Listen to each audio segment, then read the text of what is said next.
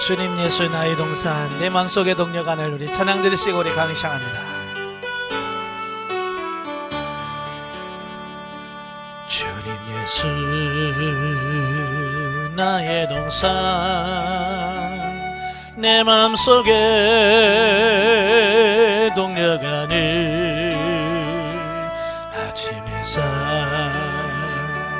가득한 곳 활짝 피는 백합 같아 그 안에서 이 생명도 피어나는 것 되리라.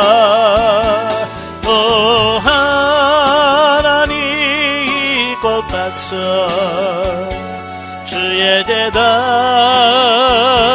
밝히리니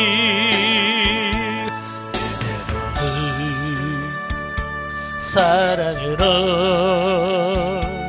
하늘 평안 내리소서. 주님 예수 나의 동산 내 마음속에 동력하는 아침 햇살 가득한 곳 자라나는 나무 같아 그 안에서 이 생명도 귀한 제목 되겠어요. 너 하나님 이 제목 받쳐 주의 재단 쌓으리니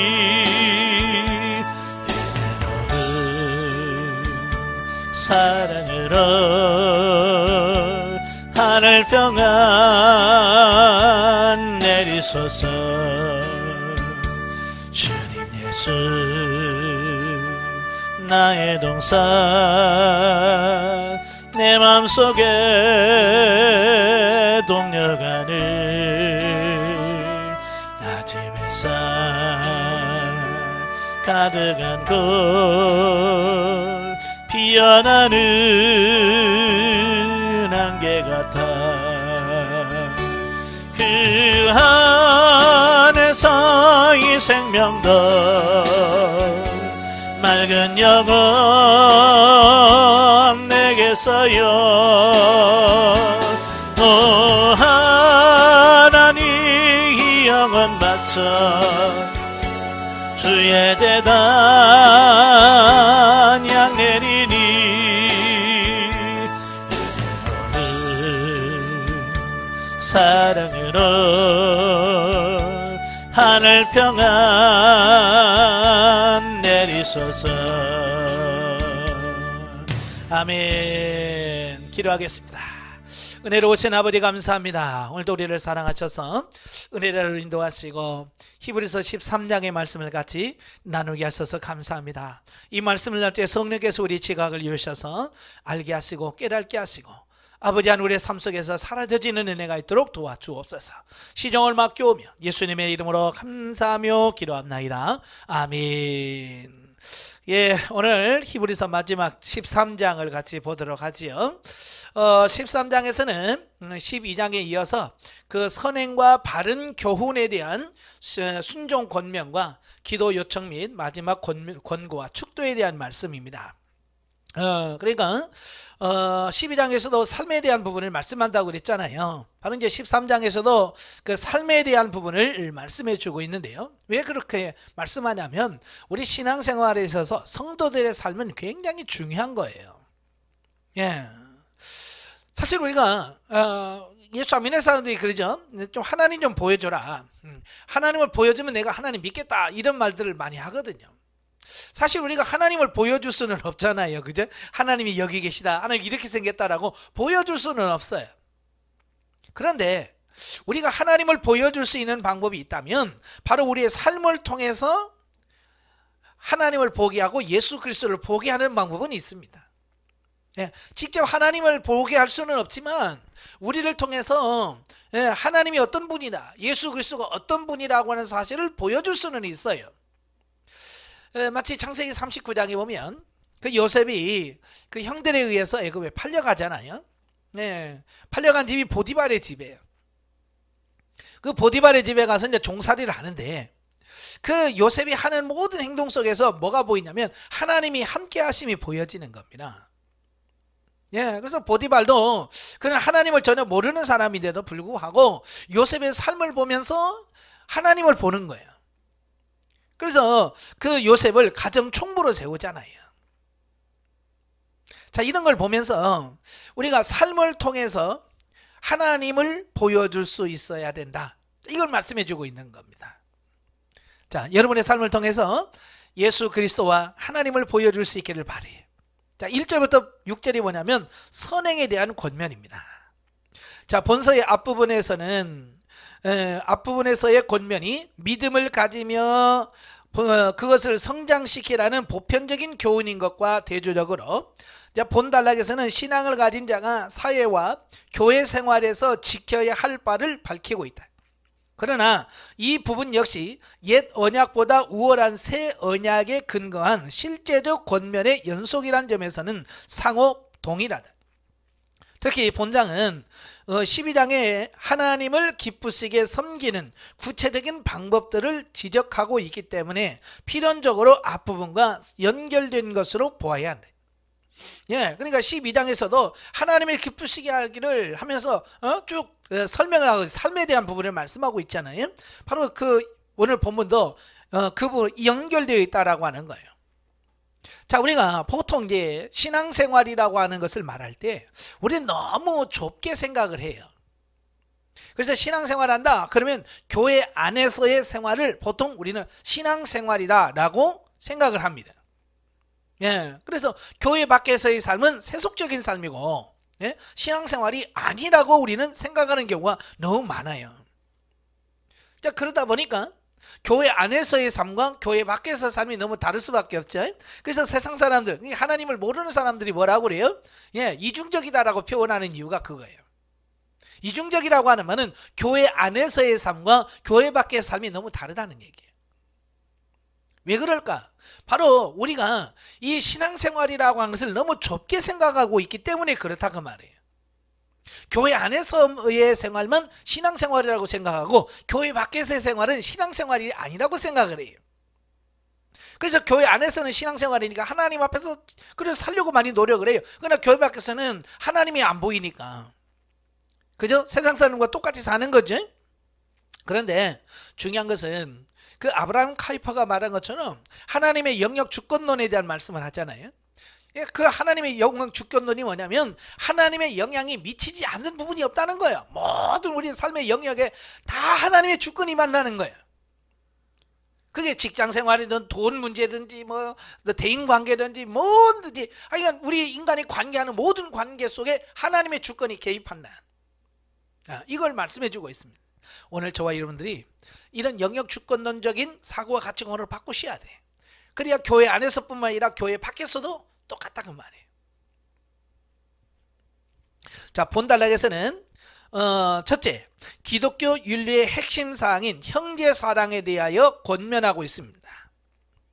그래서 1절에 보면 형제 사랑하기를 계속하고 그랬어요. 형제 사랑하기를 계속해라. 예수님도 뭐라고 말씀? 너희는 서로 사랑해라. 너가 너희를 사랑한 것처럼 서로 사랑하라고 말씀합니다. 그래서 교회 안에서 서로 싸우고 다투고 분쟁하고 이간질하고 이건 아닌 거예요. 교회 안에서의 삶은, 우리 신앙생활의 삶은 뭐냐? 형제 사랑하기를 계속한다. 이 계속이라고 하는 것은 계속 진행하는 거야. 그냥 한 번만 한 번 하고 나 다 했어, 이제 내가 할 일은 다 했어가 아니라 계속해서 우리 삶의 영역에서 계속해서 해야 된다, 이걸 말씀해 주고 있는 거거든요. 그 다음에 두 번째로 그 형제 사랑을 구체적 내용 중에 하나가 뭐냐? 손님 접대에 관한 권면입니다. 형제를 사랑하는 것 중에 하나가 뭐라고요? 손님 대접을 해라. 2절에 손님 대접하기를 잊지 말라. 여기서 말하는 손님이라고 하는 것은 물론 그냥 그 지방을 지나가는 사람일 수도 있겠지만, 여기서 말하는 손님이라는 건 누굴까요? 예, 순회 전도자들을 말하는 거예요. 예, 지금처럼 이런 교회라든지 목회라든지 이런 게 재정비 안 된 상태에 있기 때문에, 그때는 목회라도 숫자가 적죠. 또 교회도 주로 이제 가정교회잖아요. 그러다 보니까 이런 목회자들을 모시고 교회를 하기란 힘든 거예요. 그래서 순회 전도자들이 교회를 순회하면서 복음을 전하고, 예. 그러니까 교회 그 순회 전도자들은 집도 없잖아요. 그죠? 집도 없이 떠돌아다녀. 그들을 바로 자기 집에서 재워주고 또 음식을 제공하면서, 예, 그들이 사역을 계속 할 수 있도록 만들어주는 어떤 이런 부분들이 중요하다라고 하는 거예요. 이 손님 대접이라고 하는 것은 어쩌면 유대인들의 미덕이죠, 미덕. 왜냐하면 그의 조상 아브라함부터, 예, 아브라함 창세기 18장부터 보면 그 하나님이 지나가잖아요. 그러니까 아브라함이 뛰어나와서, 예? 그들에게 사정사정하면서 제발 들어와서, 예? 들어와서 먹고 마시고 힘내서 가시라고, 예, 손님 대접을 하는 거예요. 그래서 그때 당시, 예, 시대가 악하냐 선하냐 이것을 가름하는 방편 중에 하나가 뭐냐면, 어느 성읍에 들어갔을 때 그 성읍 사람들이 서로 자기 집에 와서 쉬라고, 예? 자기 집에서 쉬라고 할 때는 그 동네는 선한 동네예요. 그러나 그 손님이 왔는데도 서로 자기 집에 그 손님을 모시려 가지도 않고 길거리에서 손님들을 자기하면 그 성읍은 악한 성읍이에요. 우리가 잘 아는 것처럼 그 소돔과 고모라 성, 천사들이 그 성에 들어갔을 때 아무도 그 성 사람들이 자기 집으로 들여보내질 않죠. 예, 그다음 나중에 롯이, 예, 자기 집으로 모시잖아요. 자, 이런 거예요. 성에 들어갔는데 아무도 나그네를 자기 집으로 모셔가지 않는단 말이에요. 그 성은 악한 거예요. 근데 소돔과 고모라 성이 왜 망했는지 아시겠죠? 그 다음에 사사기에 보면 그 레인이 자기 첩을 데리고 갔다가 자기 고향으로 가다가 기브아에 가잖아요.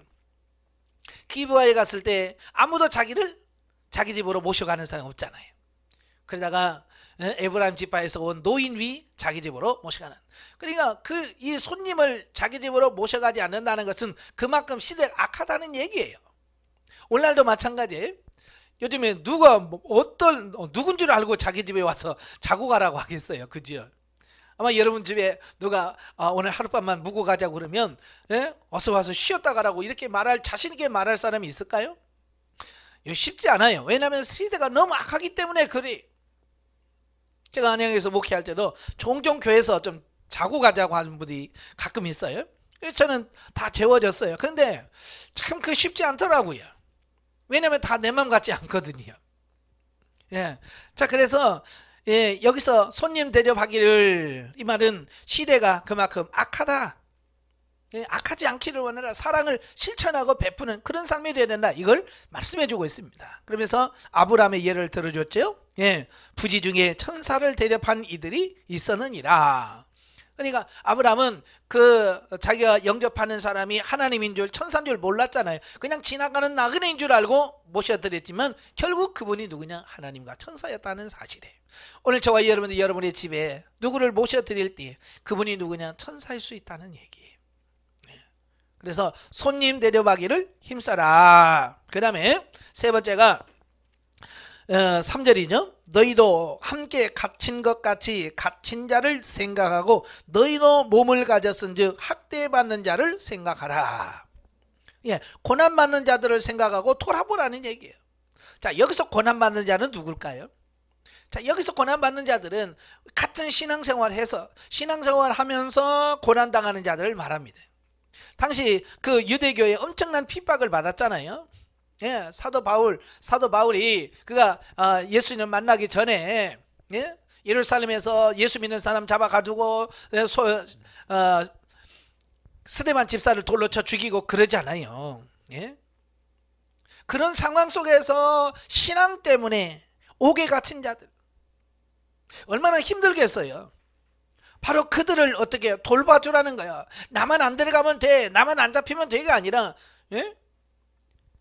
그 신앙으로 인하여 감옥에 들어간 사람, 어쩌면 내가 불이익을 당할 수도 있잖아요.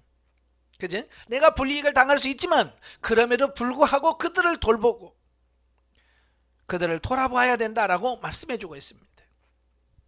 그 다음에 네 번째가 성도덕에 대한 말씀이에요. 4절에 보면 모든 사람은 결혼을 귀히 여기고 침소를 더럽히지 않게 하라. 음행하는 자들과 간음하는 자들은 하나님이 심판하시느니라. 예, 예수 믿는 사람들은 이 성적인 부분에서 올바라야 돼요.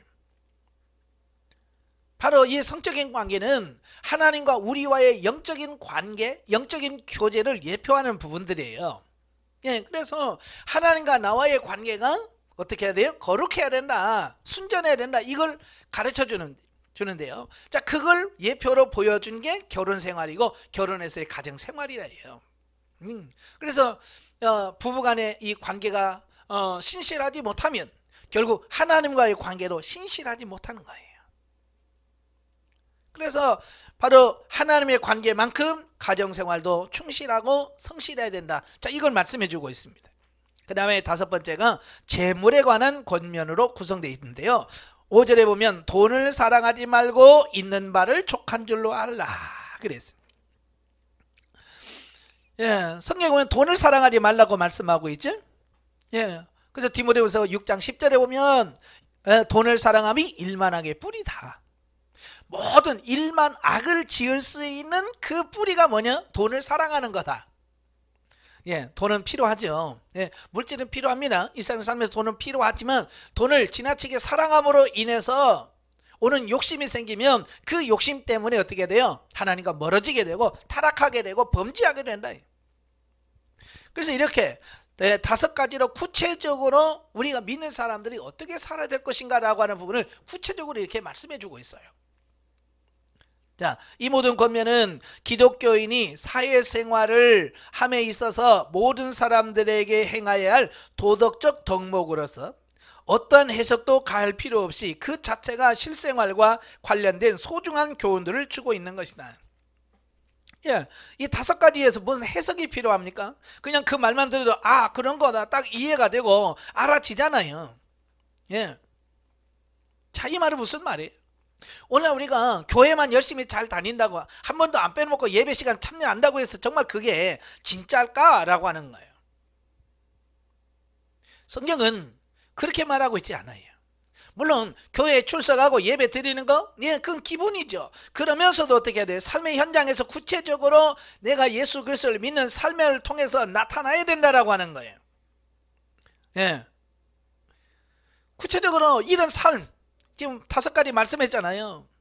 우리가 신앙생활로 이 다섯 가지의 삶이 나의 삶 속에서 실제적으로 이루어지고 그렇게 사라져야지. 그렇지 않으면 의미가 없다는 얘기예요. 이렇게 하다 보면 점점점 내가 성화가 되겠죠. 예수 그리스도를 닮아가겠죠. 예, 바로 그 부분이 우리에게 필요한 거예요. 두 번째 단락은 이제 7절부터 17절까지 보면 바른 교훈에 대한 순종 권면입니다. 본단락은 일반적인 사회생활에서 믿음을 가진 자가 어떠한 태도로 살아야 하는가를 권면한 1절부터 6절에 이어서 교회 안에서 신앙인들이 어떤 태도를 가져야 하는가라고 하는 부분을 말씀해 주고 있습니다.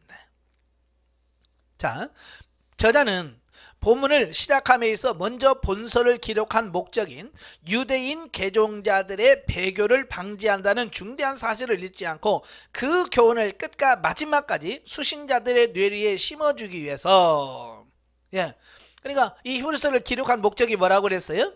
예, 많은 핍박과 환난 속에서 예수 그리스도를 떠나서 다시 옛날 유대교로 돌아가려고 하는 유대인 개종자들에게 주어진 말씀이다라고 이렇게 본다고 그랬죠.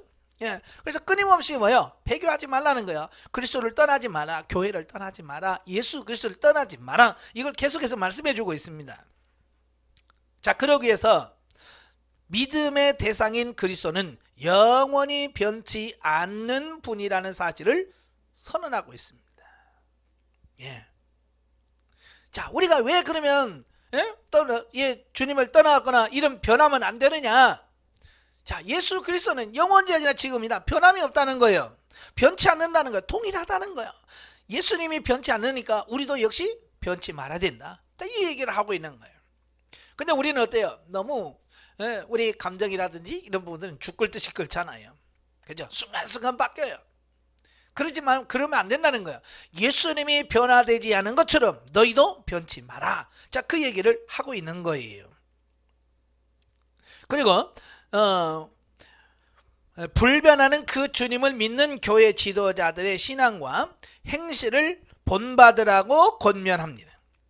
예, 8절이죠. 9절, 여러 가지 다른 교훈에 끌리지 말라. 마음은 7절입니다. 7절, 하나님의 말씀을 너희에게 일러주고 너희를 인도하던 자들을 생각하며 그들의 행실의 결말을 추이하여 보고 그의 믿음을 본받으라 그랬어요. 이건 이제 앞선자들, 그 믿음의 앞선자들을 말하잖아요. 저도 영성훈련 하면서 참 그 앞서간 자들 있잖아요. 우리보다 먼저 영성훈련을 받고 먼저 성장하고 먼저 앞에 가시는 분들, 참 그분의 삶이 굉장히 중요합니다. 지대한 영향을 끼쳐요. 왜? 뒤에 온 사람들은 앞에 보고 가거든요. 예. 저 앞이 아니라 바로 앞에 있는 사람들 보고 그를 본받으면서 가게 돼 있어요. 그러니까 지도자들이 어떻게 행동하고 어떻게 사느냐가 굉장히 중요한 거거든요. 예, 저는 이제 서울에서 훈련할 때 많은 분들이 그 얘기를 하는 거죠. 그 앞서갔던 분들이 어떻게 행동을 잘못하면 그 부분 가지고 누구는 그렇게 하더라, 어떻게 성장한 사람은 그럴 수 있느냐, 이런 비난을 많이 하는 걸 봤거든요. 그걸 보면서 깨달은 게 뭐냐면, 앞장선 사람들이 참 잘해야 되겠구나. 여러분 이제 수료를 했잖아요. 수료를 해서 여러분의 가정에서, 여러분의 교회에서 여러분들이 어떻게 그들의 빛이 되고 소금으로서 역할을 해야 되잖아요. 앞장선 여러분들이 잘못 살면 뒤따라오는 사람들이 여러분을 바라보면서 뭐라고 하겠어요? 여러분이 예전에 앞서간 사람들을 보면서 했던 그 판단을 여러분이 받겠죠. 그래서 항상 우리가 앞서간 사람들을 잘 본받으시라. 예, 앞서간 사람 본받고 여러분도 앞장선 사람의 입장에서 여러분도 그들에게 본을 보여줄 수 있도록, 예, 앞장선 사람이 변하지 않고 정말 어떤 상황에서 주님 붙들고 가는 모습 보면 뒤에 오는 분들이 어떻게, 저분은 정말 본받을 만해 하고 얼마나 잘 따르겠습니까? 그죠? 그래서 여러분들이 본을 보여주시는 여러분 되시기를 바랍니다. 그리고 구체적인 교회 생활에 대한 교훈으로서 영적인 신령한 은혜로 하나님께 예배 드리지도 아니하며 신앙인의 삶을 살지도 않고 오직 육신을 위하는 식물을 중히 여기고 그것으로 하나님을 섬기려는 유대교와 같이 형식에 얽매여 내실이 없고 그릇된 교훈에 빠지지 말 것을 9절에서 교훈하고 있습니다. 예.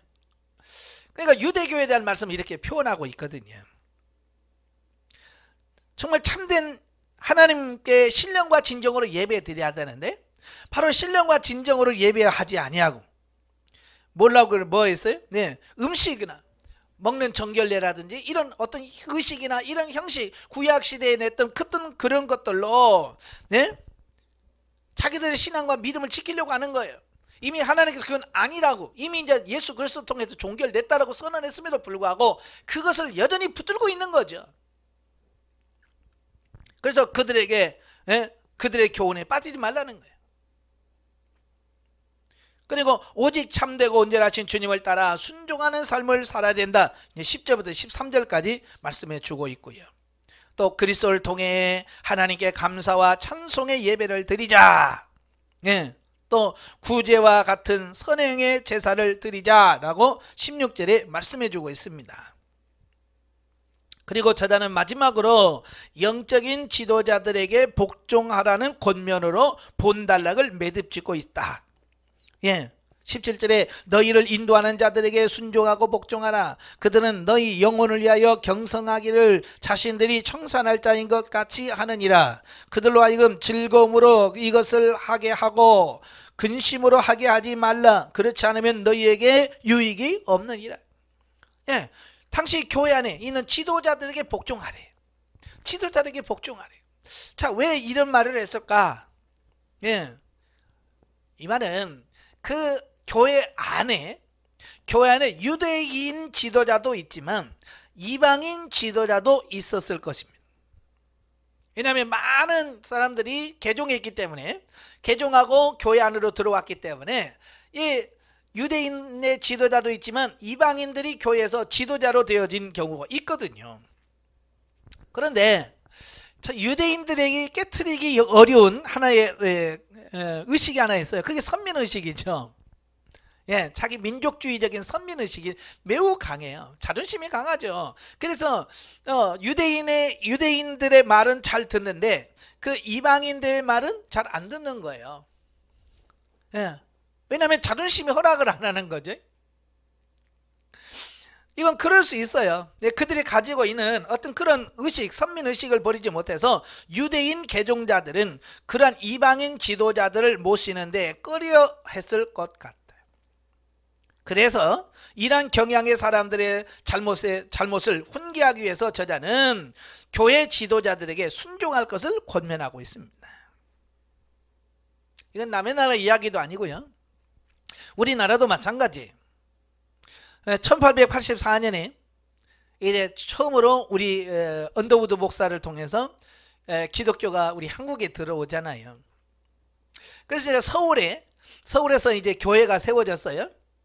예, 근데 교회가 세워지면서 이제 직분자를 세워야 될 거 아니에요. 교회 직분자를 세우는 데 있어서 이제 누구를 세우겠어요? 예, 열심히 하는 사람 세우겠죠. 그런데 교회 안에 이제 신분적으로 양반도 교회에 들어왔고 천민이라고 생각하는 상민, 천민도 이제 들어오고 그래요. 그런데요, 교회 장로를 세우는데 이 백정 출신이 장로로 피택이 되는 거예요. 양반은 떨어지고 백정이 이 장로로 피택이 된 거예요. 그러니까 양반들이 얼마나 자존심 상하겠어요, 그죠? 그래서 이 양반들이 야, 이건 우리 같이 못하겠다. 그래서 분리해서 나간 교회가 안동교회입니다. 네, 서울의 안동교회. 그 양반들 중심으로 세워진 교회예요. 그리고 승동교회라고 있어요. 승동교회 우리 교단인데요. 그 교회는 바로 최초의 백정 출신의 장로를 세운 교회예요. 우리나라도 장로를 세운 데서 백정을 장로를 세운다고 이 교회 못 다니겠다. 예? 그래서 자기들끼리 나가서 세운 교회가 있다니까요. 양반들끼리. 자, 이해가 되시죠? 바로 유대인도 마찬가지예요. 나는 유대인 지도자, 유대인들이 가르치면 배우겠다. 근데 이방인이 가르치면 나는 안 배워. 이런 자존심이 있는 센 성들도 있단 말이에요. 예, 그래서 그런 부분에 있어서 그런 걸 따지지 말라는 거예요. 왜? 교회는 세속적인 어떤 이런 게 아니잖아요. 명예나 이런 게 아니잖아요. 영혼을 살리는 거잖아요.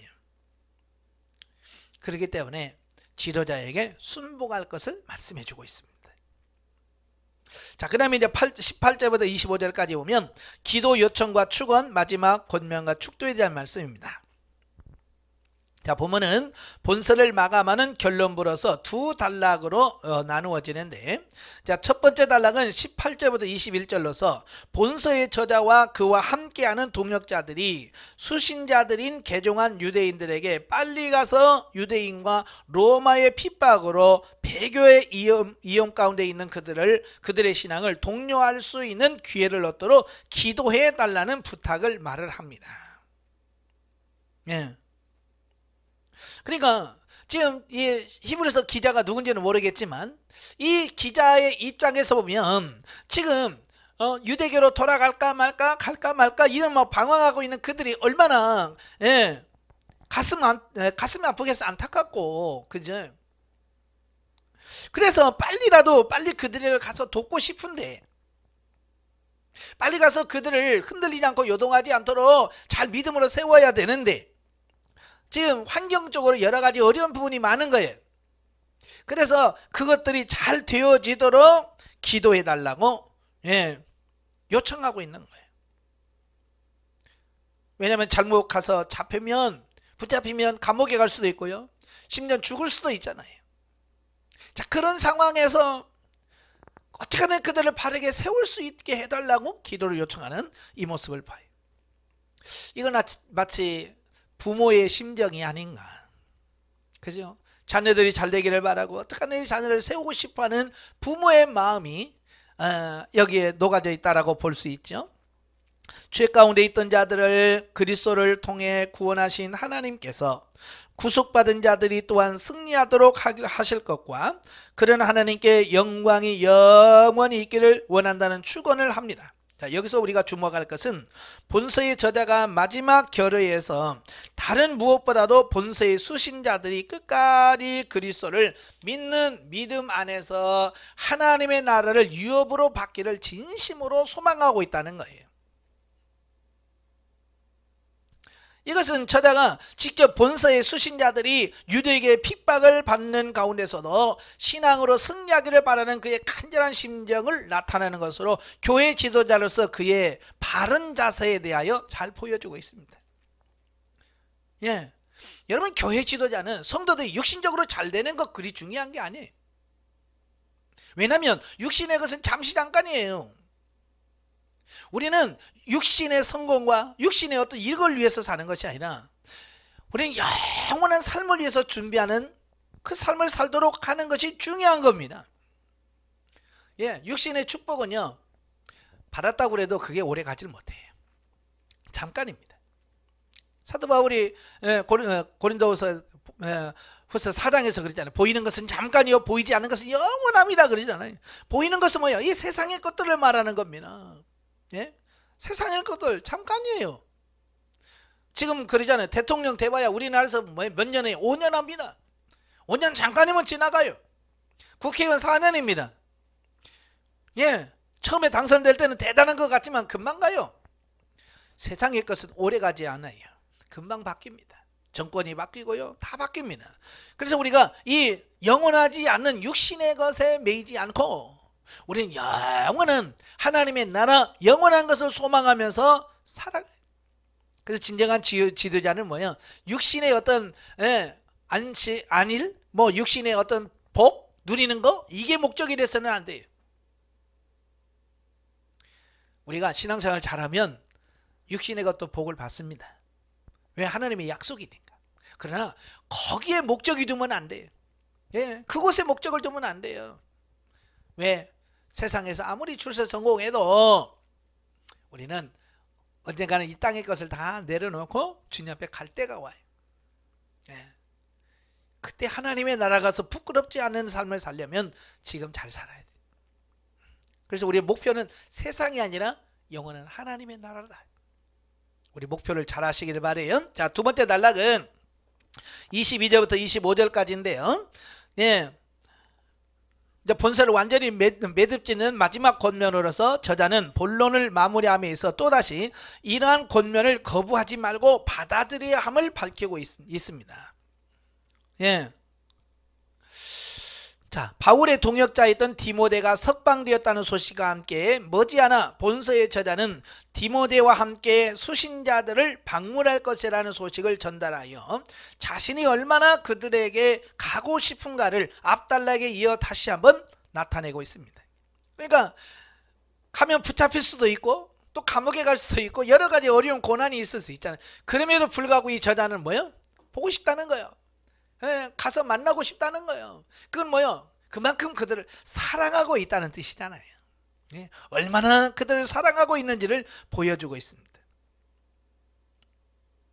그리고 최후의 부탁으로 저자는 다른 형제들에게 자신과 이탈리아에서 온 형제들의 문안을 전해달라고 한 다음 모든 서신들의 종결부 양식과 같이 수신자들이란 축도로 끝을 맺고 있습니다. 그래서 본서의 권면 내용은 직접적으로는 유대인 개종자들에게 주어진 것이지만 그러나 모든 서신의 형태를 띈 성경이 그러하듯이 본서 역시 궁극적으로는 모든 신약시대의 성도들에게 주어진 하나님의 말씀이라고 하는 거예요. 예, 바로 오늘 이 시대에 말세를 당한 이 시대에 많은 수많은 유혹과 잘못된 이단들이 판을 치는 이때에 정말 이 히브리서는 우리에게 주어진 주옥 같은 하나님의 말씀이라고 하는 것이에요. 예. 따라서 우리는 본서가 주고 있는 권면과 권고의 경고의 말씀을 하나님께서 우리에게 직접 하시는 말씀으로 여기고 그것을 마음에 새겨 준행하도록 힘써야 한다. 예.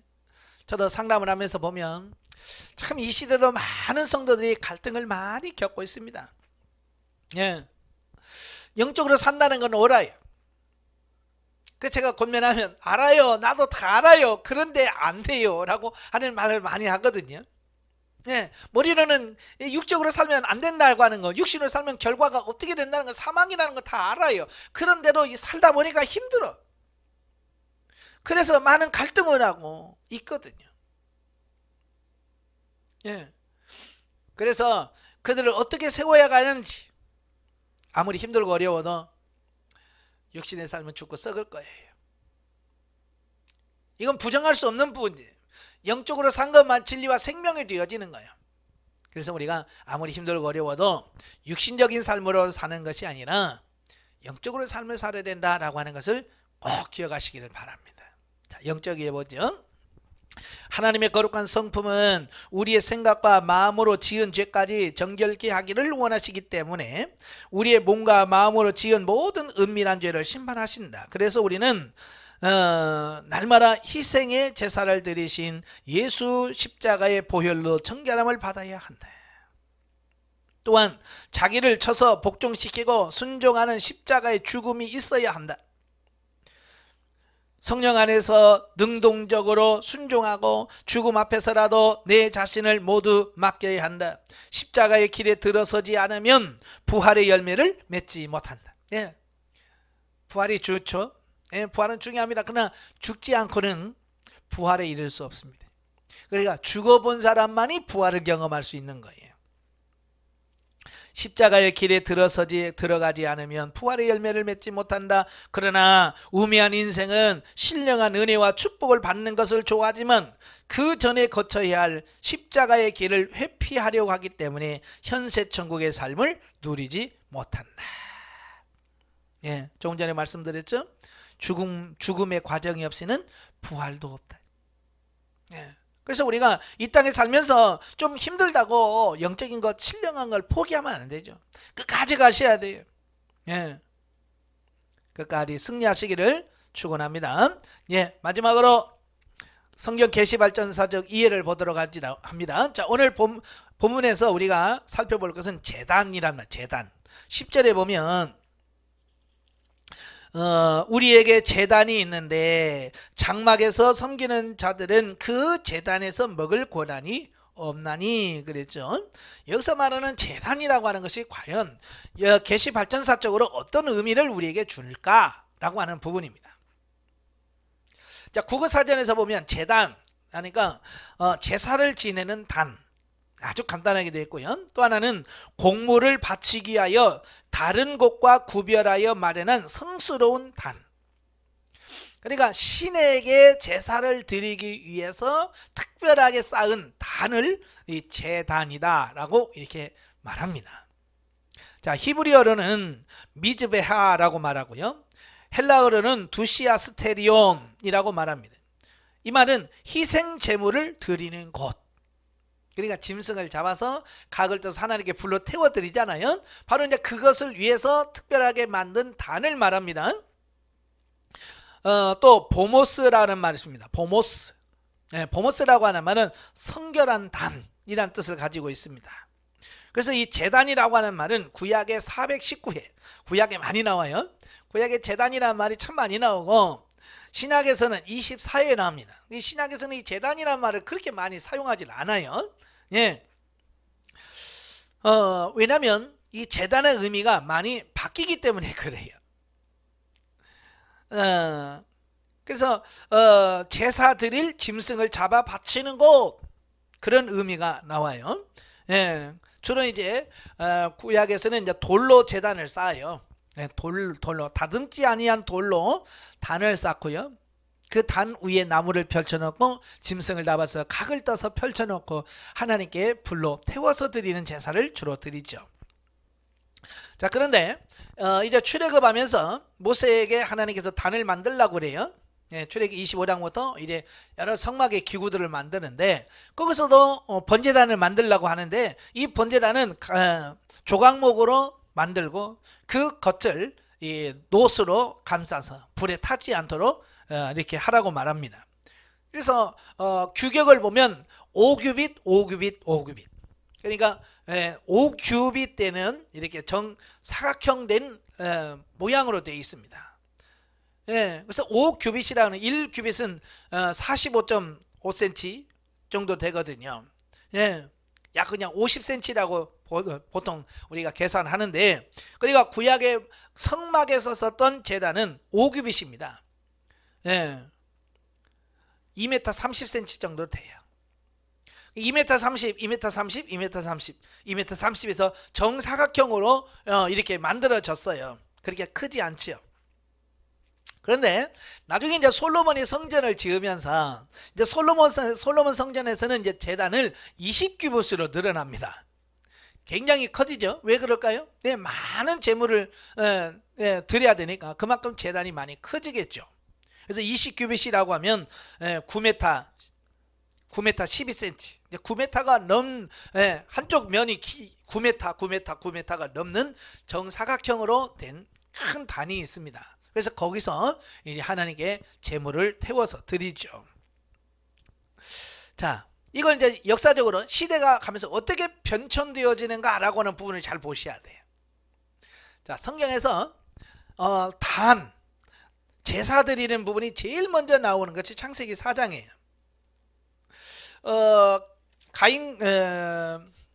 아담과 하와가 동침해서 아이를 낳죠. 그 아들이 가인이고요. 둘째를 낳는데 아벨입니다. 그래서 이 가인과 아벨이 한 해 농사를 짓고 나서 하나님께 제사를 드립니다. 아벨은 양을 치는 자였기 때문에 양으로 제물을 삼아서 드렸고, 가인은 농사 짓는 자였기 때문에 땅의 소산을 가지고 제물을 삼았습니다. 자, 이들이 하나님께 제사 드릴 때 돌로 뭐 했겠어요? 제단을 쌓았겠죠. 최초의 단이라고 할 수 있겠어요. 그러니까 인류의 시조부터 하나님께 제사 드리기 위한 단을 쌓았어요. 제단이라고 하죠. 제단을 쌓고 거기서 하나님께 예배를 드리고 하나님께 제물을 드렸습니다. 그러니까 제단의 역사가 굉장히 긴 거죠. 인류 역사와 거의 비슷하다라고 할 수 있겠죠.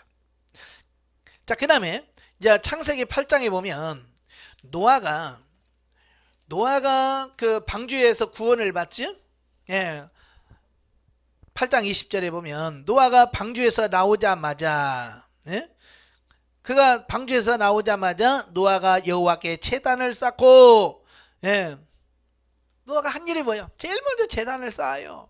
제단을 쌓고 하나님께 뭐 했어요? 정결한 짐승과 모든 정결한 새 중에서 제물을 취하여 번제로 드렸다. 노아도 하나님께 제단을 쌓았습니다. 그 다음에 12장에 보면 이제 이스라엘의 시조라고 할 수 있는 아브라함이 하나님의 명령을 따라서 가나안으로 오지요.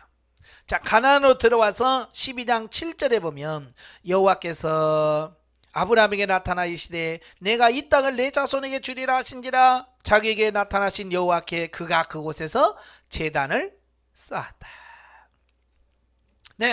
갈대아 우리에서 약 1500km 이상을 걸어서 와서 가나안 땅에 들어왔습니다. 가나안 땅에 들어오니까 하나님께서 그에게 나타나십니다. 그래서 이 땅을 너와 내 후손에게 주리라고 하는 약속을 받자 바로 아브라함이 제단을 쌓고 그 제단에서 번제로 하나님께 제물을 드렸다. 그러니까 아브라함 이스라엘의 시조 때도 역시 제단을 쌓고 하나님께 제사를 드렸다라고 볼 수 있죠. 자, 그 다음에 네 번째가 이제 출애굽기 14장입니다. 출애굽기 24장 1절부터 8절까지 보면 이제 모세의 영도를 따라서 애굽에서 출애굽에서 가나안 땅으로 가는 과정 속에 어디 옵니까? 시내산에 와요. 자, 시내산에 왔을 때 하나님께서 이스라엘 백성들과 언약을 맺죠. 계약을 합니다. 그 시내산 언약을 맺고요. 그 언약을 맺으면서 뭐예요? 단을 쌓습니다. 예. 단을 쌓아요. 단을 쌓고 하나님 앞에 어떻게 해요? 예물을 드리고 예배를 드립니다. 그리고 짐승의 피를 받아서 백성들에게 뿌립니다. 그리고 그들과 언약을 맺습니다. 자, 인류의 시도부터 시작해서 계속해서 제단을 쌓는 게 멈춘 적이 없어요. 예, 계속해서 제단을 쌓았습니다. 근데 문제는 제단에는 제물이 필요하다는 거예요. 제단에는 반드시 제물이 필요해요. 그래서 아벨은 어린 양을 드렸고 가인은 곡물을 드렸습니다. 그 다음에는 주로 이제 짐승, 살아있는 생축이 이 제물이 됩니다. 그래서 아브람도 생축으로 드렸고 노아도 마찬가지고 모세도 마찬가지고 이후에 계속해서 단을 쌓았다라고 하는 말은 짐승을 잡아서 제사를 드렸다라고 볼 수 있어요. 그래서 구약에서의 제단은 짐승을 잡아서 제사를 드리는 단이라고 볼 수 있지요. 제단이 아까 말했죠. 구약에서 419회가 제단이라고 하는 말이 나오니까 지금 제가 그게 4구절만 됐습니다만은 이후에도 계속해서 제단을 쌓고 제단에서 예배를 드리고 자 해요. 그런데 변함없는 것은 뭐예요? 항상 짐승으로 제물을 삼아서 하나님께 제사를 드렸다고 하는 것은 변하지가 않습니다. 언제 바뀌냐? 예수 그리스도. 예수 그리스도 때에서 이 제물이 완전히 바뀌는 겁니다. 이게 중요한 거예요. 짐승에서 자, 예수님께서 이 땅에 오셔서 계속해서 사역을 하시면서 마태복음에만 4번 내가 십자가에 못 박혀 죽을 거다라는 예고를 하세요. 4번이나 예고를 하는데요. 16장 21절부터 22절 보면 이때부터 예수 그리스도께서 자기가 예루살렘에 올라가 장로들과 대제사장들과 서기관들에게 많은 고난을 받은 후에 죽임을 당하고 제3일에 살아나야 할 것을 제자들에게 비로소 나타내시니라. 그랬죠? 예수님이 이 땅에 오셔서 자꾸만 뭐라고 그래요? 내가 예루살렘에 가서 십자가를 못 박혀 고난을 받고 죽을 거다. 그리고 3일 만에 부활할 거다라고 하는 말씀을 하십니다. 그래서 16장에 말씀하고 또 17장에서 보면 17장의 22절 23절에도 똑같은 말씀을 해요. 갈릴리에 올 때 예수께서 제자들에게 이르시되 인자가 장차 사람들의 손에 넘겨져 죽임을 당하고 제3일에 살아나야 죽임 당할 것과 사흘 후에 부활할 것을 말씀합니다. 또 20장 17절부터 19절에 보면 예수께서 예루살렘 올라가려 하실 때 12제자를 따로 데리시고 길에 이르시되 보라 우리가 예루살렘 올라가노니 인자가 대제사장들과 서기관들에게 넘겨지매 그들이 죽이기로 결의하고 이방인을 넘겨주어 그를 조롱하며 채찍질하며 십자가에 못 박게 할 것이나 제3일에 살아나야 하리라. 예수님은 계속해서 뭘 얘기하고 있어요? 십자가에서 죽으실 것, 많은 고난을 받으시고 죽으실 것에 대한 말씀을 합니다. 자, 더욱이 이제 요한복음에 보시면 요한복음 3장 요한복음 1장 29절 요한복음 1장 29절에 보면 예수님께서 세례를 받으시려고 요단강에 가십니다. 그러니까 세례 요한이 예수님을 보고 외친 말씀이 있습니다. 보라 세상 죄를 지고 하는 하나님의 어린 양이로다 그래요. 아니 예수님을 위해서 하실 말씀도 많잖아요. 그죠? 그런데 왜 굳이 하나님의 세상 죄를 지고 하는 하나님 어린 양이라고 표현했을까? 예수님이 제물 되심을 말씀하고 있습니다. 예수님의 제물 되심을 말씀하고 있습니다. 그 다음에 3장 14절에 보면 모세가 광야에서 뱀을 든 것 같이 인자도 들려야 하리니 그랬죠. 그래서 인자가 들려야 된다. 이 말은 무슨 십자가 달려 죽어야 된다. 이걸 말씀하고 있는 거예요. 예수님께서 마태복음에서 이렇게 자기가 고난을 받고 죽임을 당하고 사흘 만에 부활할 것을 말씀하시고 요한복음에서도 세례 요한이 예수님을 어린 양으로 비유하고 십자가에 달려서 매달려야 될 것을 말씀하셨죠. 그것이 어떻게 돼요? 그대로 실제가 되어집니다. 그래서 사복음서에서 다 예수 그리스도께서 십자가에 못 박혀 죽으신 부분에 대해서 다 설명을 하고 있어요. 이제 구약에서는 돌로 쌓은 제단이 하나님께 제사를 드릴 제물을 드리는 장소였다면, 예수님 당시에서는 이제 돌로 쌓은 제단이 아니에요. 예수님 당시에서 이제 제단이 어디예요? 십자가가 제단입니다. 왜요? 예수 그리스도께서 십자가에서 친히 못 박혀서 죽으시기 때문에. 예. 이제 제물도 바뀌어요. 구약에서는 짐승으로 제물을 드렸죠. 이제 신약시대는 예수님 자신이 뭐요? 제물이 되시는 겁니다. 히브리서에서 계속 그걸 강조하고 있잖아요. 예? 예수님께서 자기 몸을 단번에 드리사 자기 몸을 제물로서 하나님께 드렸다, 자기 자신의 피를 뿌렸다 라고 말씀하고 있어요. 제물이 짐승에서 예수 그리스도로 바뀝니다. 그리고 돌단에서 십자가로 바뀌어요. 제단이 바뀝니다. 그래서 요한복음에 20장 19절 17절부터 쭉 보면 예수님께서 그 십자가에 못 박혀서 고통받으시다가 어떻게 해요? 내가 목마르다 라고 말씀하시고 30절에 다 이루었다 하시고 먹이리를 숙이시니 영원히 떠나가시니라. 십자가에서 예수님이 죽으셨어요. 구약에서는 짐승이 죽었어요. 신약시대는 예수님이 죽으셨습니다. 자, 예수님으로 끝나는 거 아니잖아요. 예수님께서 다시 부활하시고 승천하시고 오순절 성령 강림하신 이후 오늘날 교회 시대는 어떻게 될까? 이제 제물이 지금도 어린 양일까? 아니면 그냥 제물은 예수님으로 끝날까? 아니라는 거예요. 이제 제물이 바뀐다는 거예요. 자, 로마서 12장 1절 말씀. 로마서 12장 1절에 보면 그리스도 형제들아, 그러므로 형제들아, 내가 하나님의 모든 자비하심으로 너희를 권하노니 너희 몸을 하나님이 기뻐하시는 거룩한 산 제물로 드리라. 이는 너희가 드릴 영적 예배니라. 그랬어요. 자, 제물이 뭘로 바뀌었어요? 이 몸, 내 몸으로 바뀌었습니다. 구약에서는 짐승, 소, 염소, 양, 비둘기를 잡아서 하나님께 제물로 삼았지만 신약시대는 예수님이 직접 자기 자신의 제물이 되어서 자기 자신을 드렸어요. 자, 오늘 교회시대, 성령시대는 누가 제물이냐? 우리 자신들, 우리 각자 예수 믿는 저와 여러분들이 뭐예요? 제물이에요. 제물. 예, 여러분이 죽어야 되는 거예요. 여러분이. 이제 내가 제물이 됩니다. 예, 내가 제물이에요. 이제 제물이 완전히 바뀌었습니다.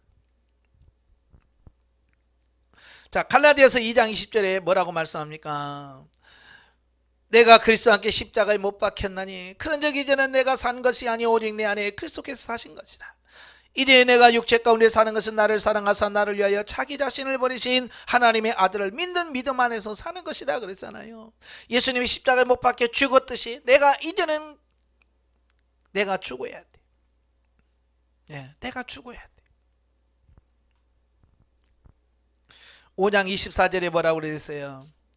갈라디아서 5장 20절에 24절에 그리스도 예수의 사람들은 육체와 함께 그 정과 탐심을 십자가에 못 박았느니라. 우리는 끊임없이 우리 육체와 함께 그 정욕과 욕심까지 탐심까지 십자가에 다 못을 박아야 된다라고 말씀해 주고 있습니다. 이제 제단은 어디예요? 내가 죽어지는 곳. 내가 죽어지는 것이 제단이에요. 구약에서는 돌로 만든 곳이 제단이었어요. 신약시대는 예수님의 십자가가 제단입니다. 오늘날은 뭐요? 내가 죽어지는 그 장소가 뭐요? 그게 제단입니다. 내 자아가 죽어지고요, 내 욕심이 죽어지고요, 나의 모든 부분이 죽어지는 것이 제단이에요. 이제 마지막 결론을 내리겠습니다. 예. 구약시대의 제단은 짐승을 잡아 제사를 드리는 장소가 제단입니다. 신약시대는 어린 양 대신 예수 그리스도께서 십자가에 죽으신 장소다. 그게 제단입니다. 오늘날은 우리의 정욕과 탐심, 자가 누구예요? 나예요. 나. 내가 죽어지는 곳이 제단이다. 다른 게 제단이 아니에요. 그래서 이제 이 제단의 개념이 완전히 바뀌어져야 돼요. 마치 이 성전의 개념이 바뀌었잖아요. 눈에 보이는 건물에서 이제는 여러분 각자가 뭐예요? 예, 하나님과 하시는 성전인 줄 알지 못하느냐? 내가 성전이에요. 그죠? 우리 몸이 성전인 것처럼 제단도 마찬가지요. 이 제단의 개념이 바뀌어야 돼요. 근데 아직도 많은 성도들이 제단 하면 교회, 또 어떤 분은 강대상 이렇게 생각한단 말이에요.